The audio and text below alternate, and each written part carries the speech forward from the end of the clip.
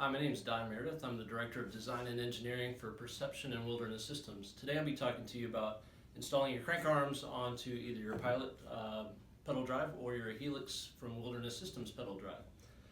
You'll need your pedal drive, obviously. You should, in your kit, have two crank arms, a pair of crank bolts, and a pair of pedals. You'll need, for installation, an 8mm hex wrench. I recommend a nice long one to get torque and really pull the crank arms down tight, and then also a 15mm box end wrench for installing the pedals. So the first step is selecting the right crank arm and pedal for each side.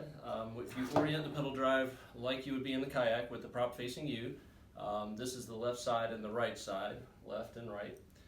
And so you'll want to install the cranks and pedals accordingly. The cranks are marked on the inside of the tip of each arm. So the right pedal is marked R for right. So you'll put that on the right side, align your prop so that it's vertical with the crank arm up.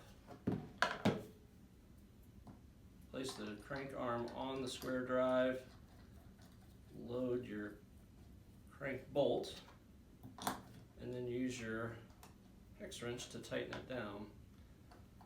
You're pulling the crank arm down on a tapered square drive, so you're really just wedging that crank arm on.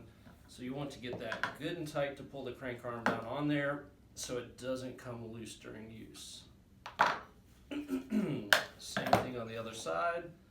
Make sure that you load the crank arms so that they're opposite of each other, just like on a bicycle, obviously. Same thing. Tighten down your crank bolt with your 8mm hex wrench. Again, you want to get this good and tight so it doesn't come loose or come off during use.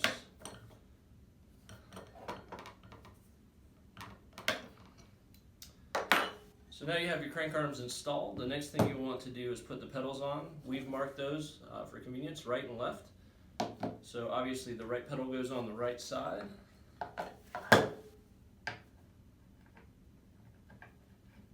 Just tighten that one down. And then you'll want to snug it with your 15mm box end wrench.